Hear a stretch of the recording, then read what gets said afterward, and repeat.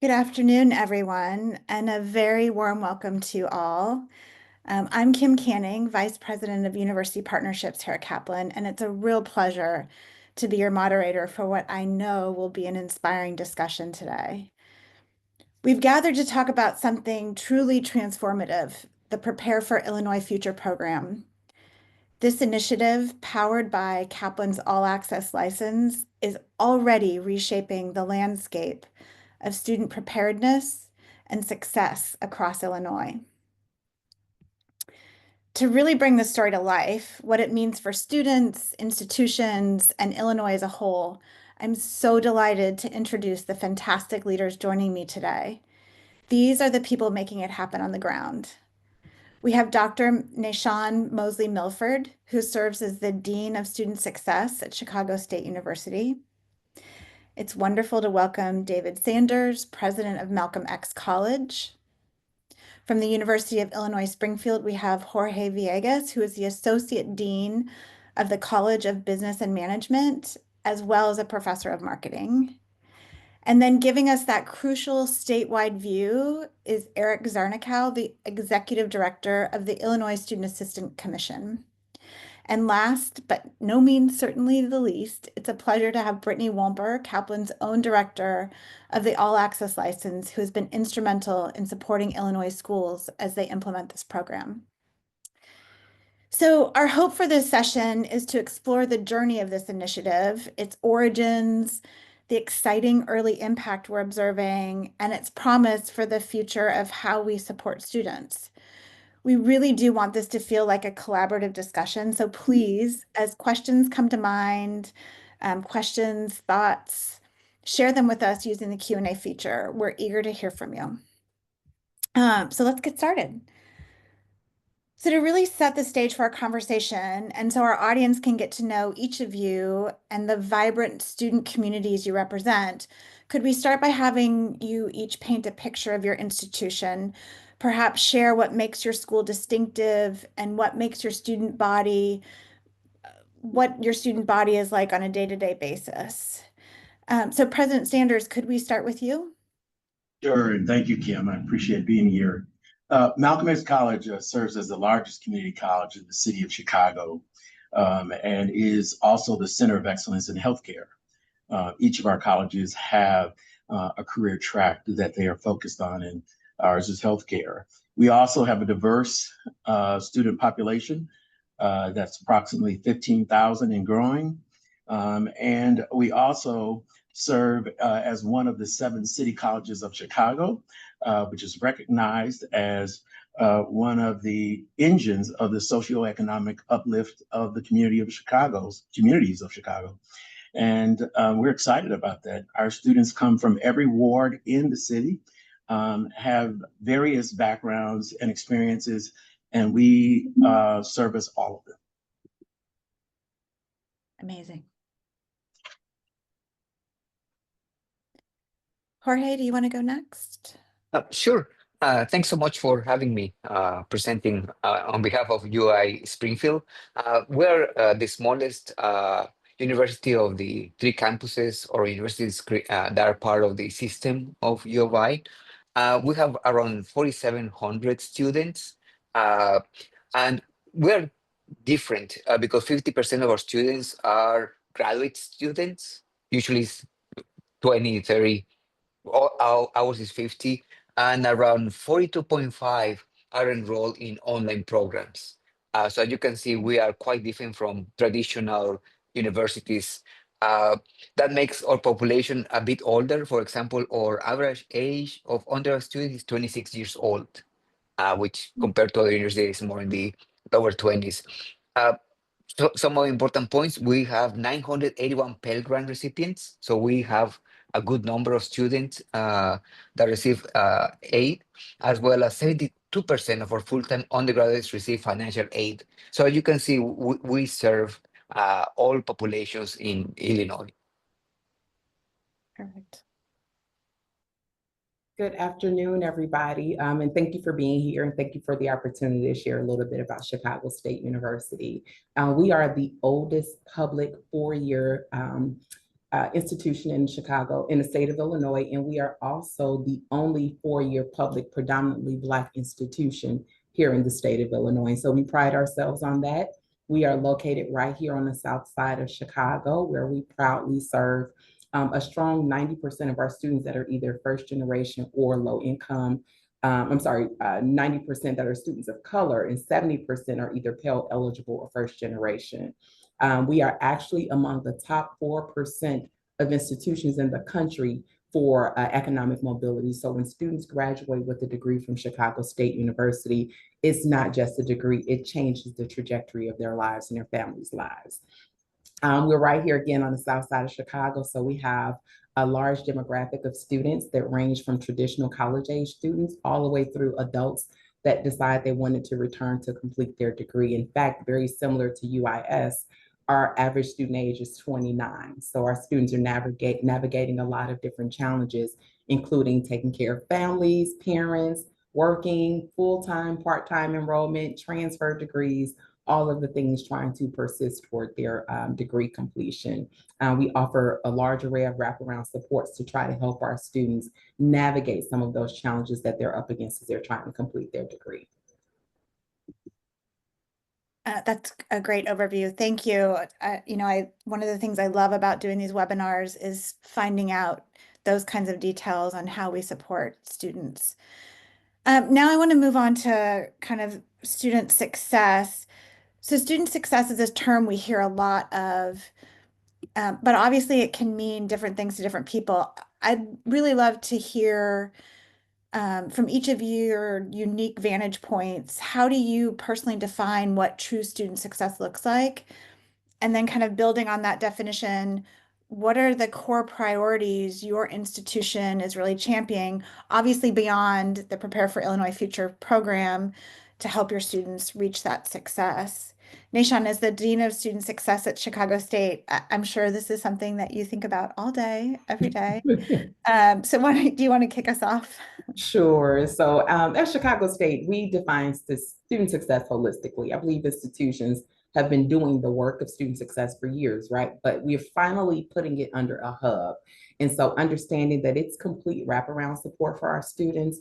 And yes, it's persistence and retention and graduation rates, but it's also well-being for us, a sense of belonging for our students. It's making sure that they have access to equitable opportunities and resources, but then also being workforce ready. And so our priorities are very rooted in equity and impact. For example, through our first year initiative, it's an intensive first year success program called Rise Academy. We provide a full first year scholarship for students. They receive laptops, internet access, year-round devising. It's really been a game changer for our students. And it's really helped them combat some of those systemic barriers that they're up against trying to graduate. Specifically in Illinois, Black student enrollment has declined in Illinois at least 37% between 2013 and now. So at Chicago State, we're very determined to try to reverse that trend. And so we're creating environments and strategies that kind of help our students navigate that, but really try to support our most underrepresented students as best as we can. That's amazing. I love the idea of a 360 view, like really diving into beyond, like you said, graduation and persistence. That's an incredible definition. David, will you want to go next? Sure. I mean, I will pick up off of what Dr. Mosley said, and we offer all of those services as well. But I think we also drive towards, what specifically can we do to get student engagement and an understanding of who they are, their identity, their power, the power of their voice. Many students, come and they can, go through our academic programs and reach their credentials, but they still have some deficits in going into new venues they've never been into before. I'm going to a corporate environment. How do I operate in that environment? How does my voice count? What do we need to do to ensure that? And it's really around many of the programs that we have. Mentoring has really been a tremendous program that has helped us to reverse trends, and African-American males actually led our enrollment for the last year because of mentoring, because they finally felt like we saw them and that we understood where they were coming from, their perspective, that people really were defining them by their actions and behaviors and attitudes, right? And I'm talking about the attitudes to the African American males. And so we stepped in to say, hey, let's define who you really are. And part of our mentoring programs, we started a study abroad program and took them back to the continent of Africa. But we also did use a service to look at their DNA and married the activities in the continent with the tribes they came from. And it was amazing. Then they come back, they realized that I know who I am. I know the power that resides in me, and I can do anything. That's incredible. That is really, uh, wow. That's amazing. I mean, the power of that, the role modeling that you're talking about, and that kind of activity for student. Wow, that's just, thanks for sharing that. That's amazing. Jorge, anything to add? Uh, First of all, I would like to just echo what President Sanders and Dr. Mosley were saying, because I have very similar notes to what you said already about what student success is. And for us, it's very important to remember that uh, we need to meet the needs of the student where they are, not where we want Yeah. them to be before they start, or Yeah. this image that we have. You did high school, now you're gonna go to college, you're gonna be here for 4 years, and you're gonna finish. You will have the resources to finish. You will have the ability to get a job almost on your own. All the things that we took for granted 20 years ago, that doesn't exist anymore. So make sure that we understand each student, and we are small enough that we can give a very personalized service to students. We have now a person at the provost level that is going to be working on student success on the for most of the position. Uh, so we are trying to figure out how to configure university to really have the student outcomes that we want and the student want. It's not what we want, it's really what the student needs. If the student needs more than 4 years to graduate, that's fine. We have students that, as was mentioned before, they work full time, they have kids at school, uh, they are taking classes online, doing everything on the weekends. Uh, we cannot expect the same type of services for one student compared to the other, or someone that is here full time as a student who is 19, 20 years old. To each one, student success means different things, and we have to offer different ways to retain them, ways to help them get jobs. Yeah, absolutely. I mean, I think that's a big mantra that we have about meeting students where they're at. And I think that's such an important thing to hold on to, because you're right. It's not, it isn't and shouldn't be linear for every student, which is amazing and great. Um, So it's clear that a lot of thought, I mean, there were so many nuggets of inspiration in those answers. But it's also clear that a lot of thought goes into fostering what student success means across any campus. So kind of getting to our initiative, Prepare for Illinois' Future program, which really does feel like a landmark moment for the state. Brittany, could you, just to get us all on the same page, could you give us an overview of the program, and what does the program actually entail for students and institutions when we look at it up close? Thank you. And I'm really happy to be here today just to bear witness to all of these great examples of educators. So thank you already for your thoughts and what you've shared with us. I am thrilled today to share a little bit about the background, the history, and getting to where we are today, 3 months in, of the Prepare for Illinois' Future program powered by Kaplan's All Access. And ultimately, my personal career mission, is breaking down the barriers that students experience on their track towards success. And so joining Kaplan 9 months ago to serve as the director is really allowing me to fulfill that mission in a new way. And the way in which this process really unfolded was that All Access isn't new. It was created several years ago out of Kaplan wanting to work with their partners in new and profound ways to address student success and the barriers that they experience. Ultimately, one of the state legislators in the state of Illinois found out about the program and started learning more about one of our other partner institutions, and honestly started having conversations across the legislature, putting together the Prepare for Illinois' Future program. Once that was approved, it was handed off to ISAC, or the Illinois Student Assistance Commission, and they put together the request for proposals, of which Kaplan was one of the respondents. We found out in late 2024 that we were selected as the premier partner to deliver upon free test preparation for students via our All Access program, which was already up and running and had won several awards around innovation and student success. We launched initially in January by working with the presidents, chancellors, and senior administrators across all of our 17 campus partners. All 12 of the public institutions that are four-year institutions are automatically a part of the program. And we are doing a pilot program with 5 community colleges, of which Malcolm X is one of them. So we launched at varying times over the past several months. And what that means kind of on the core of this is that the state decided to fund this program that creates the opportunity for students to take licensure exams, test preparation for graduate school, test preparation for micro-credentials, and skills development courses to enhance a student's skills to complete their undergraduate education or be more confident once they enter the workforce. They get all of those resources, test prep opportunities for free. And this is across every post-secondary option within the state of Illinois. So the community college students at those 5 campuses, all of our undergraduate students across 12 campuses, and graduate and professional students across the state also have access to this program.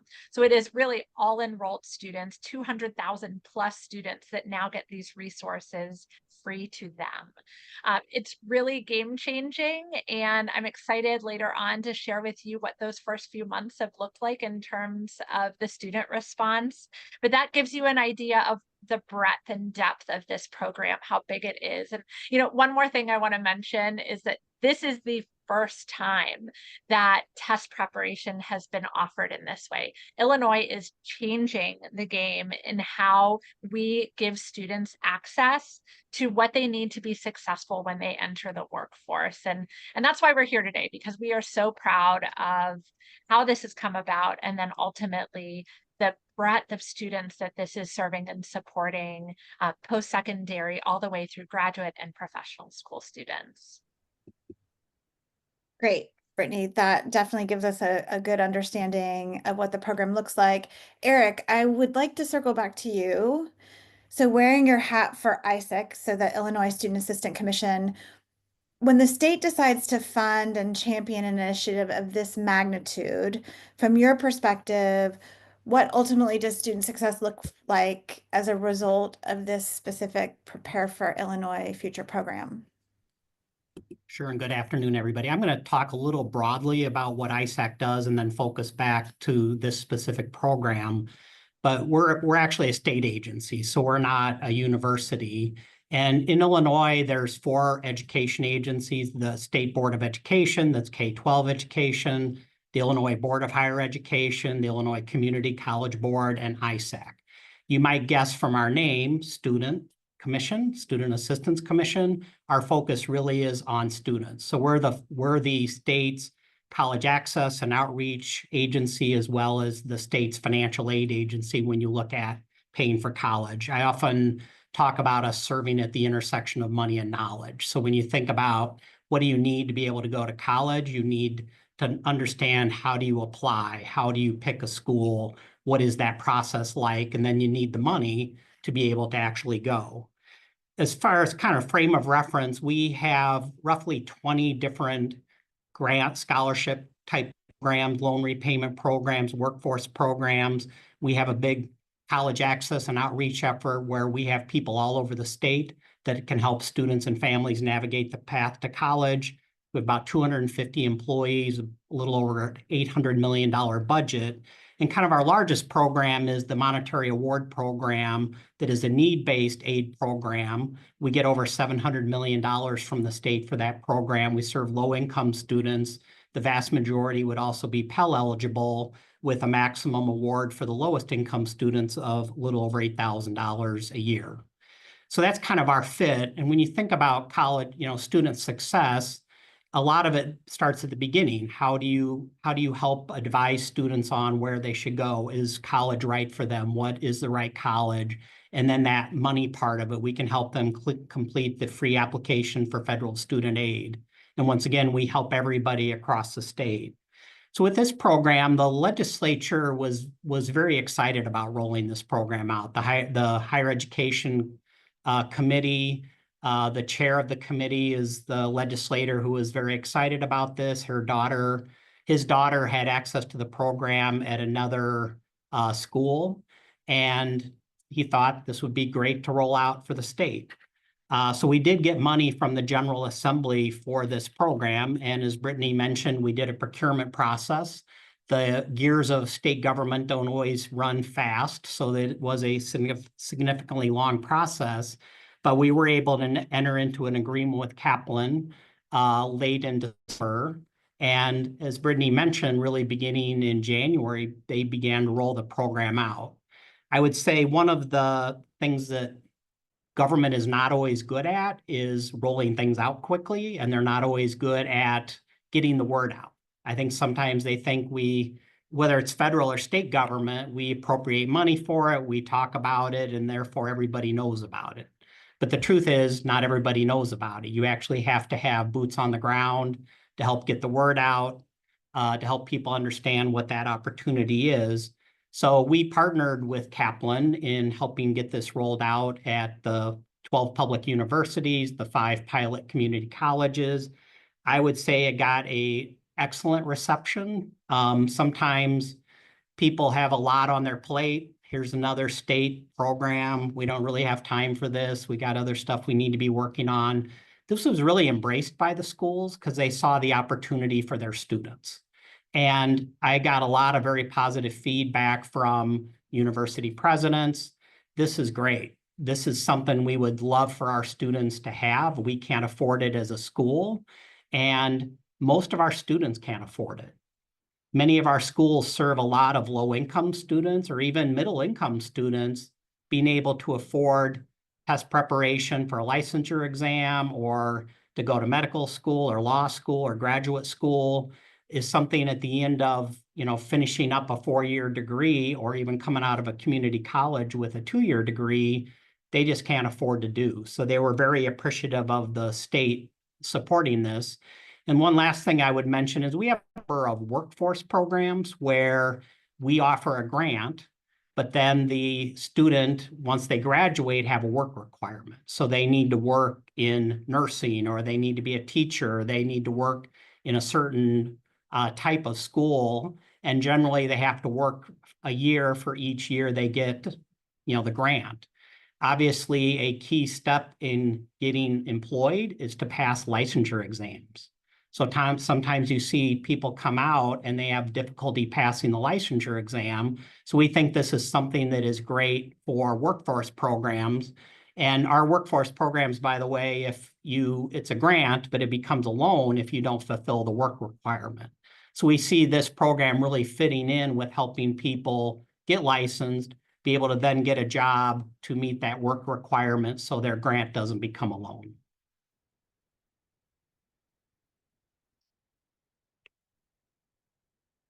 Great. So Eric, I was just sitting here thinking, I think I met you 2 years ago for the first time, and thinking back to that initial meeting that seemed a little pie in the sky to now having this conversation is just really incredible. So thank you. It's amazing. I'm going to jump back to the institutional side. So you know, Brittany kind of gave us the overview of what the program, the mechanics of the program, Eric, the background with ISIC. I'm curious about your personal journey with this. So maybe you could take us back to when you first heard about that these resources were going to be made available through this statewide program. You know, what was your kind of initial, maybe even gut reaction to hearing this? And Jorge, I know you've been a huge champion from the start. Maybe you could start with what your initial reaction was. Sure. My first, to be honest, my first reaction was anxiety because I remember all the times taking the GMAT and the GRE and using Kaplan resources to survive those exams. So my first reaction was, oh my gosh, they are back in my life. But always for a good way, in a good way. I think I could not believe what exactly you were offering. And I like, well, probably they're gonna send us books or something like that, or some resources online. But when I saw for the first time what students see and the price, the original price, and how it's crossed and became zero, that was amazing. They say, oh my gosh, they can take all these courses just like a regular student. There's no shortcuts. It's 100% the same course as someone they pay in full price. That was an amazing experience, and that's where I decided, I really need to make sure that people know about this at UIS. Not to interrupt, but I was there for that moment that he realized that. Yeah, yeah, yeah. And I never That's awesome. sensed anxiety, but the excitement and that realization was one of my favorite moments with every campus, where they really truly understood all of these resources, live classes, opportunities to work in so many different micro credentials and to level up a resume. I mean, this is game changing for students. And so to have been there for that moment for you, Jorge, but then across all of the 17 schools, it's really powerful when administrators realize what their students are getting for free as a result of this program. I was just gonna, That was the case. as you were saying that, I was thinking, oh, right, there's no catch. There's no catch. Um, Nahshon, anything that your gut feeling on this when Yeah, you I had two. heard? First was, where was this when I was in college back in the day? Yeah. Because similar to Hori, just trying to prepare and think about and understand and know what students are facing, when they're figuring out their next step. Sometimes that's just anxiety as they're leaving the college campus to figure out what's next. And then as a parent of a recent college graduate that went to a 4-year public here in Illinois, I said, where was this when she was graduating? But our students, this has just been just a game changer for them. For many of them, it has really, really opened up their eyes. I think we just started thinking like, okay, how can we get all of our students access? Who do we target? Who are our priority students? Because we just launched a few months ago. And so just trying to figure out who our on-campus partners were to really kind of be our ambassadors and champions of this program on campus.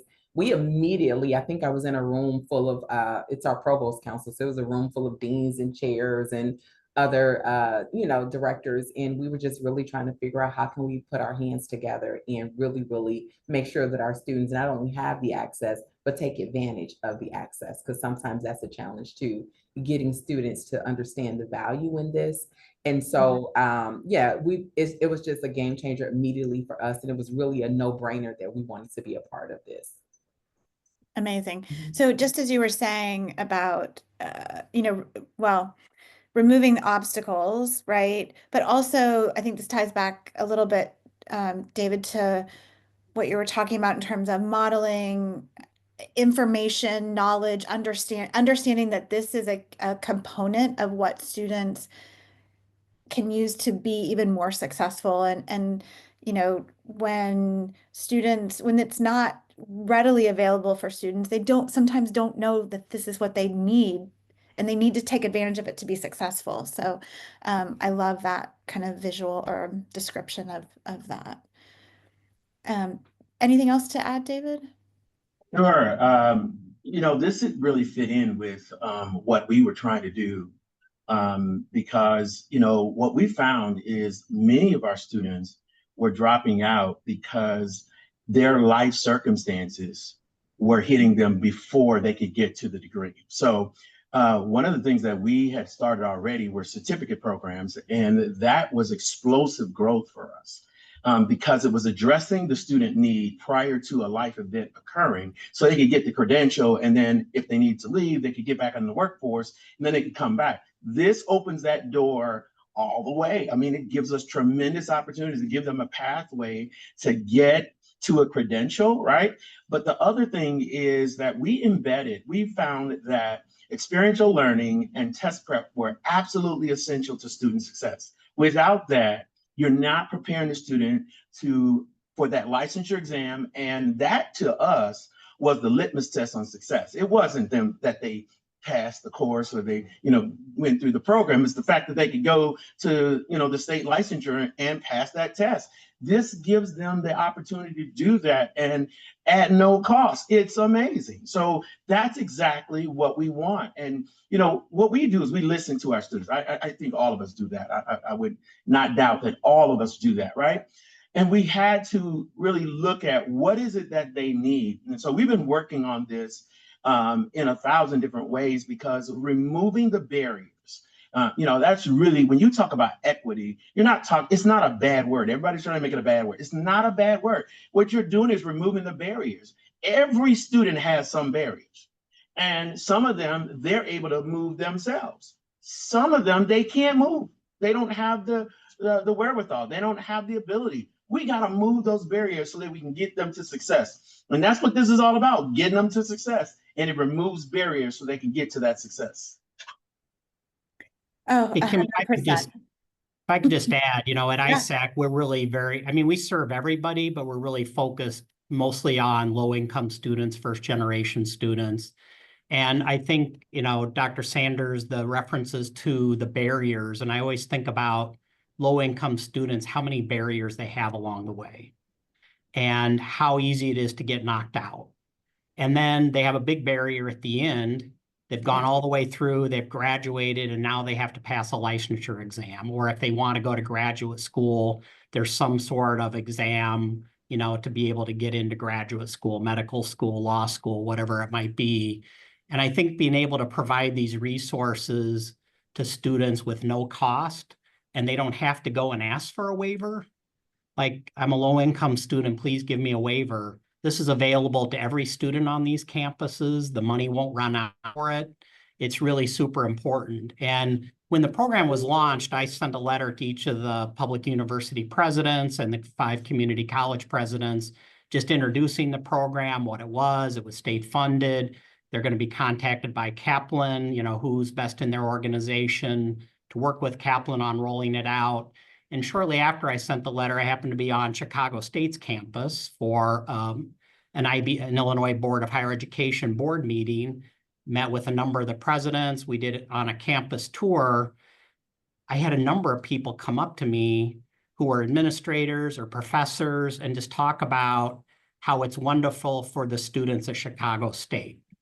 Most of them are low income. They have a ton of barriers. They worry about having food to eat, not worrying about paying for test prep. They're worrying about eating and buying books and having a place to live, as well as paying tuition and fees, and how sometimes professors pay for stuff out of their pockets for students to help them. And what a game changer this program would be at Chicago State. I'm just talking about Chicago State because I happen to be on that campus. I know this is important for all of the schools that are participating in the program and their students. Yeah, so I think everything everybody has said around this topic is so powerful. I mean, everybody's hitting the points of kind of why we even came up with the idea and concept of all access after kind of hearing these themes for a good 10 years from partners. And it's personally, it's really gratifying. Maybe the hair is I got little goosebumps on my arms. It's really gratifying to hear that we're supporting ISAC and the schools in solving this problem, right? And being a part of the solution to continue to support student success. We're just a piece of it, right? We're never gonna be this isn't the answer. It's a piece of the puzzle for students. But it's really gratifying to hear that it's made this kind of impact. Speaking of impact, Brittany, I think you have some early insights into how we're progressing across the schools. And, we've heard some whispers about significant savings for students, even in the first couple of months. Do you want to share your slide and I share do. some I'm exciting going to lay information? this up for everybody first. So before I share some of the numbers of what this means, I really want to get to the granular individual level of a student needing to pay out of pocket. And whenever we think about, especially test and licensure prep across the board, these are hidden costs of higher education, right? And I think the way in which we are redefining that hidden costs are trying to be lessened or eliminated in this case so that students can get to where they want to go. I think that's the main message. And when it's individual by individual, I am so happy to share that we have over 4,000 students that have enrolled in courses. Most students are enrolling in one course at a time, sometimes more than one. And in terms of those 4,000 students taking almost 5,000 courses, we have saved students out-of-pocket expenses to the tune of just over $9 million as of this morning.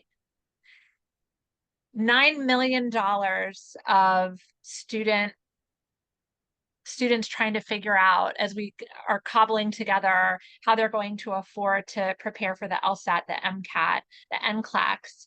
Now they get it for free, and that is off the table. So it's really just amazing. And we're so proud. This is also just in 3 months. $9 million in 3 months is just mind-blowing for us. And I think when you think about 4,000 students, in some cases, that is a whole campus.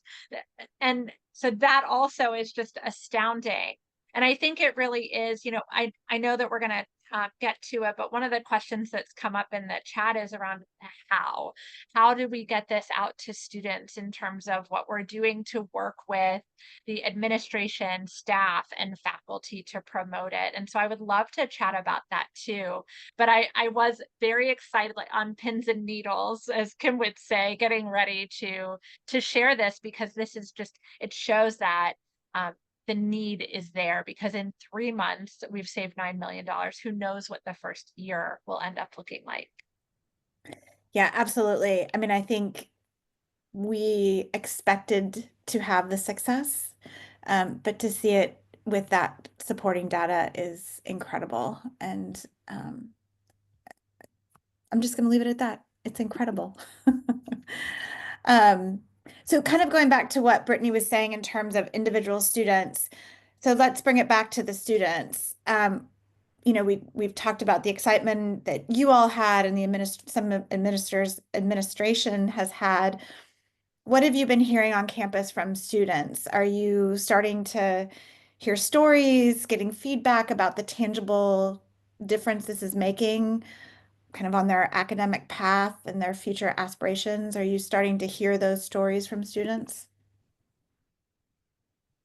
I mean, I can start, and I must say that those numbers are not without us. We're not there yet because we're the last one, and the reason is that we have, a number of accredited programs. I got 12 accredited programs, and I had to go back to our accreditors because they're specialized accreditors and say, "Hey, this is okay," because they already have their pathways, and if you go against those pathways, then you got problems and all that. So we had a lot of legwork that we had to do, but our students are excited. Malcolm X students tend to drive towards these supports that we provide because they need them, right? They're first generation. They, come from diverse backgrounds. Sometimes, 85% of my students have financial aid. And so they really need those supports and those structures, and they need that help. And I'm sure that you're going to see some explosive growth coming in those numbers, because they're going to be taking advantage of that in the summer and in the fall sessions that we have coming up in June. So I'm really excited about it. I talk to the students all the time. We walk through and make sure that they're aware of everything that's going on. We have a number of different communication vehicles that we use to get that information out. And they're going to be running to it, because this is all about them. And it's as I said, it's removing those barriers. It's giving them an opportunity to show, and they love to showcase that they're great. And people say, yeah, you went to a community college, and they say, yeah, okay, I'll show you. And I love that, because the students are saying that we believe in ourselves because we believe in them. And I think that's a component that comes out, and I'm looking forward to it. Great.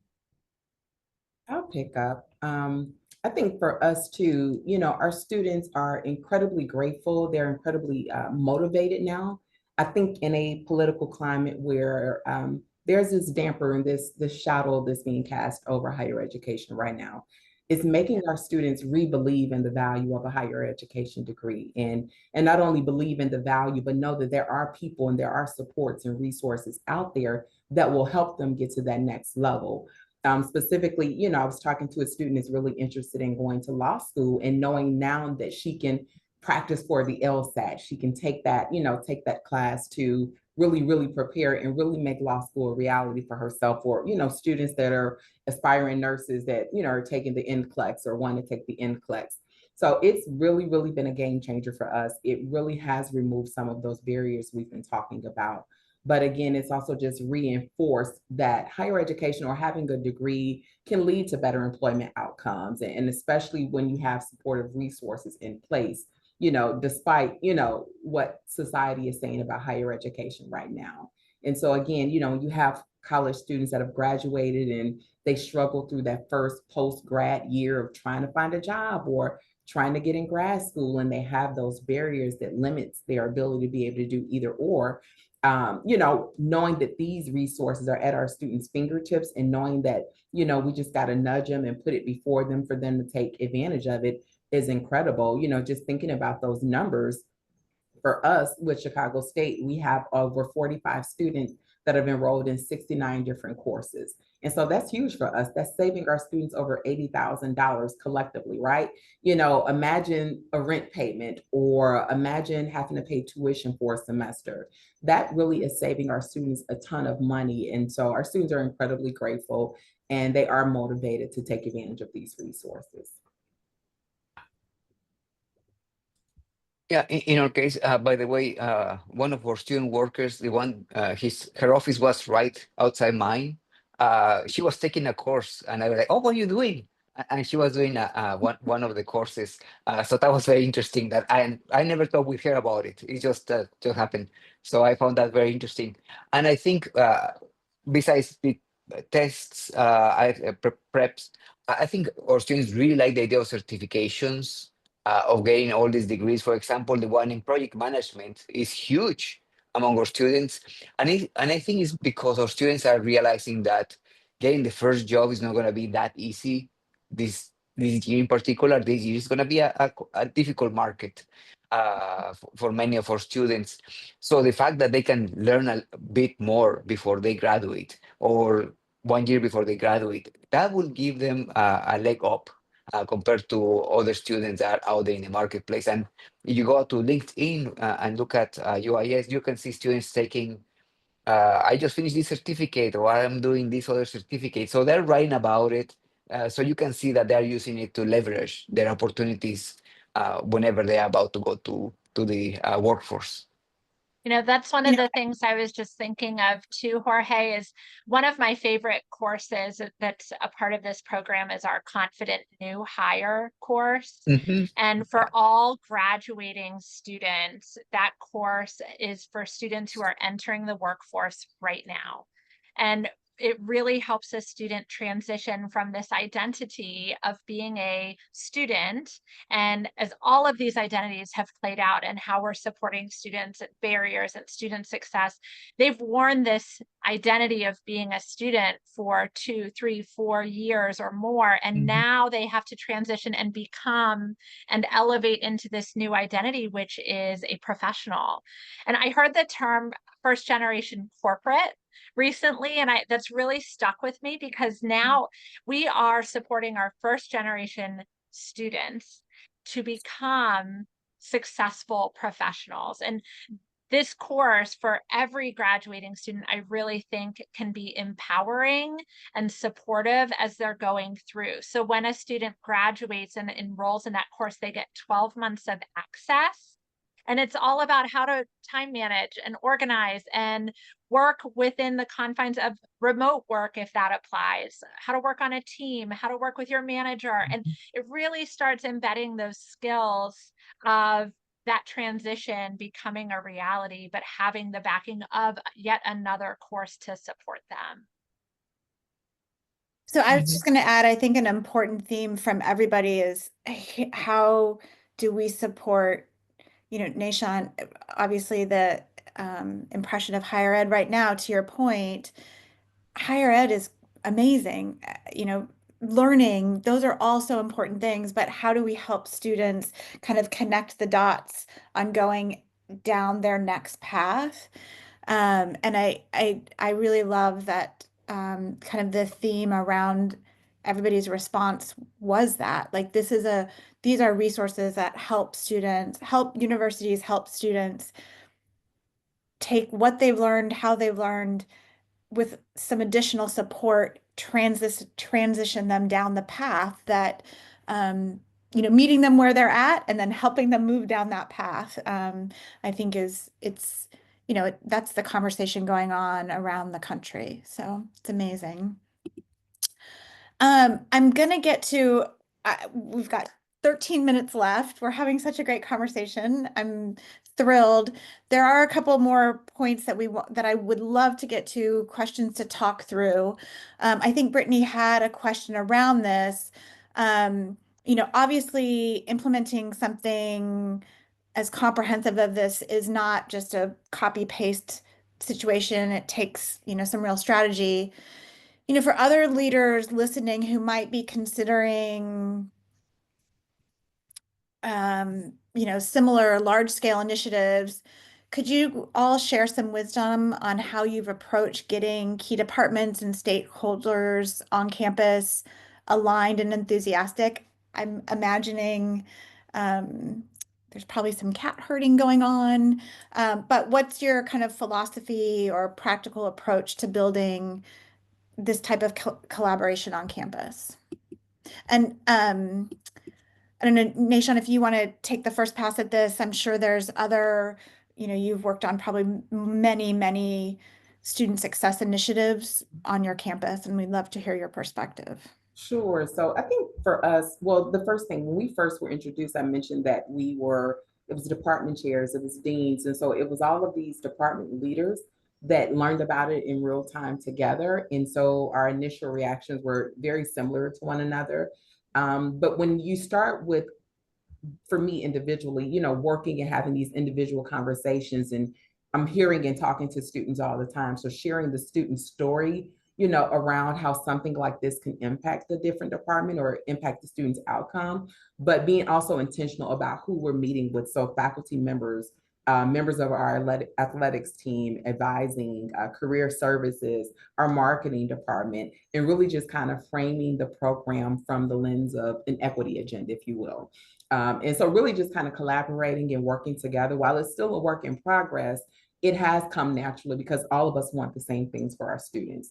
And so, and in addition to the test prep, Kaplan also offers through this program other skills-based. And so we also targeted not only our students that were graduating, but also students that were academically vulnerable. And so we were really encouraging those students to take advantage of some of those skills-based courses, whether it's, study skills or whatever it was that can support them with their academic success. So it wasn't just the test prep, but also making sure that our students that might be struggling a bit also can recover with the support of this resource, and then also find themselves at the finish line in a couple years. Yeah, we had a similar approach. I also had a wonderful marketing person helping us. He's Bruce. He was my student, so he learned something out of my classes. Yay, because I teach marketing. Uh, but also, I think what we've done quite a bit is tell what is the mission of this university, and it's to be student focused, right? So we have this is couldn't be a better example of student focused. And we just and also I always go to the mission. I talk to people, and I always ask people, where does it say that we teach only people that are highly prepared and that they have the resources to be successful?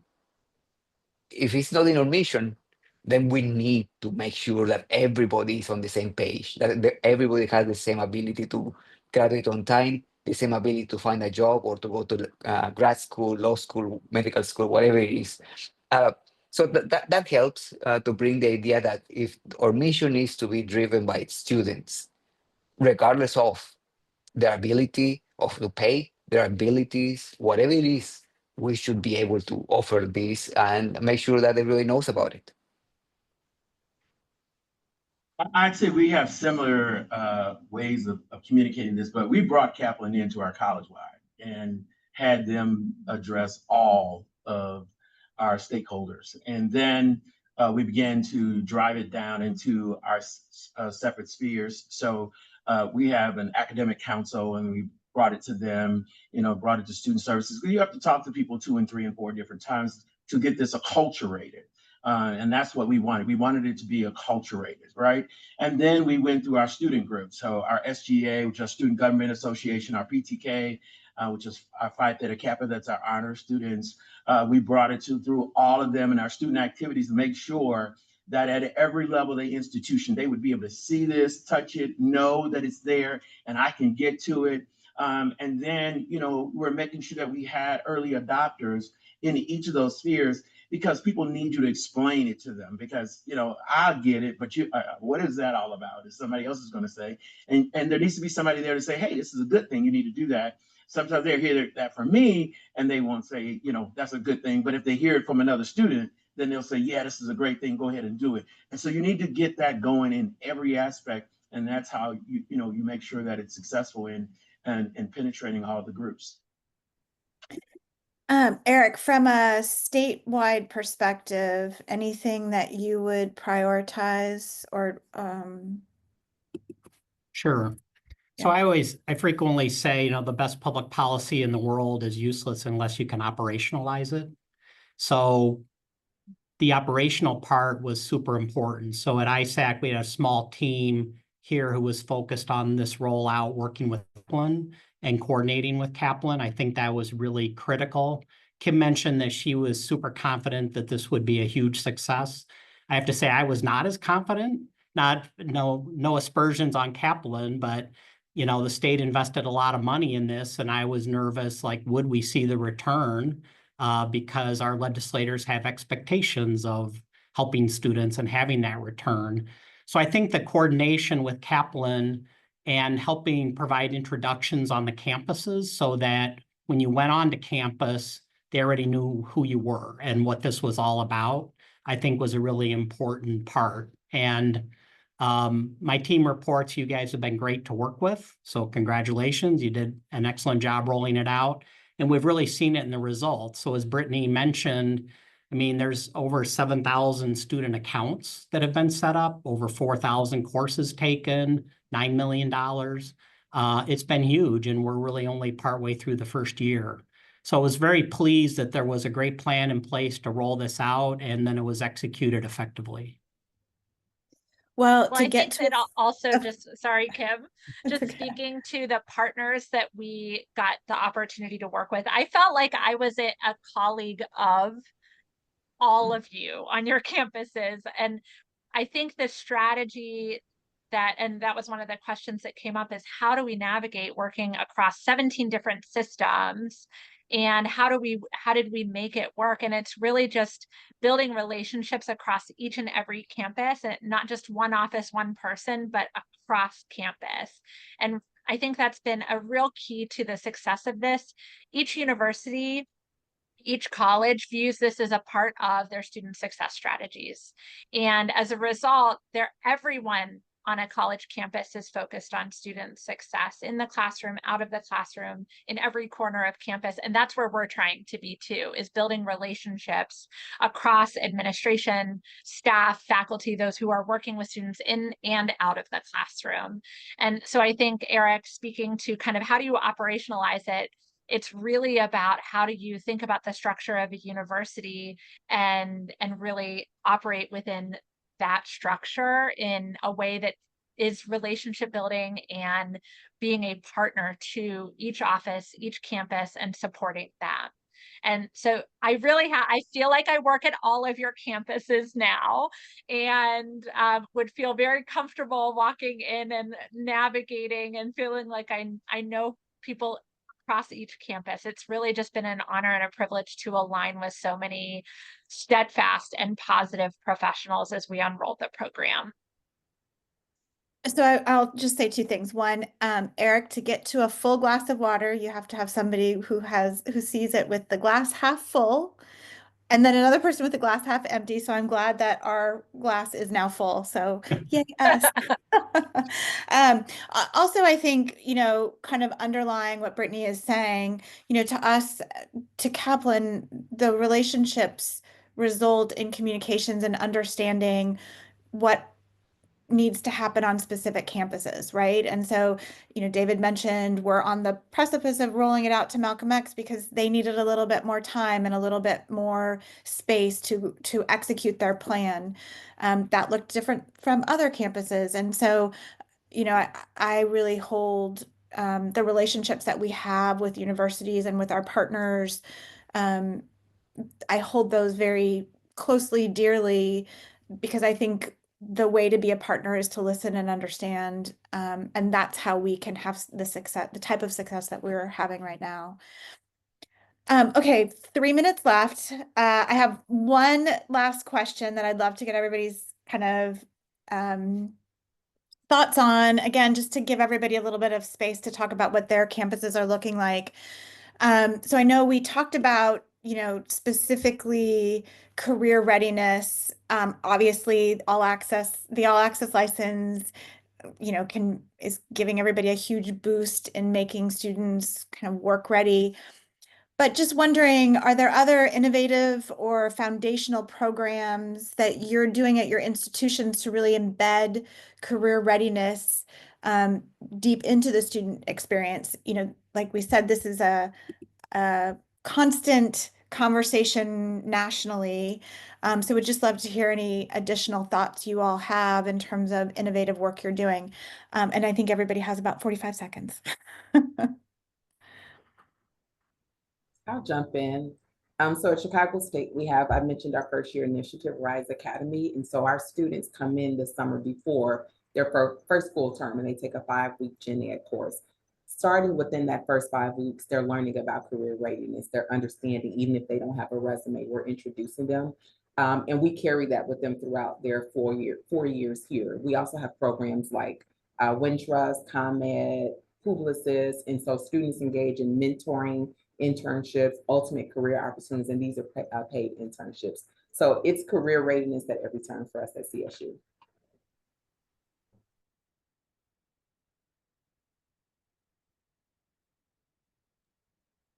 And we have a career planning and placement center here that really has wrapped all of this into it. And we have Malcolm's Closet to provide clothing for them.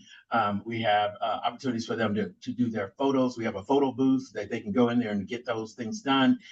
We do, resume writing with them, and we do mock interviews. And so all of that's a part of a future plan we're going to have with a job center where this fits in with all of that. And we're going to open up the college to the community, the entire city of Chicago, for you to come in and get jobs. So this is what this is what it's all about. We do two things real good, right? We get people to jobs and we transfer them to a four-year university like CSU or ISU. So that's what we do, right? And we got to continue doing that. And we have to do it at scale. And we got to make sure that everybody knows that I'm going to get a quality credential, and that's what this provides. And I'm going to have an opportunity to get into the workforce. Jorge, do you want to wrap Yeah. us up? Yep. In our case, we believe that knowledge is becoming a commodity. It's very easy to just spew knowledge.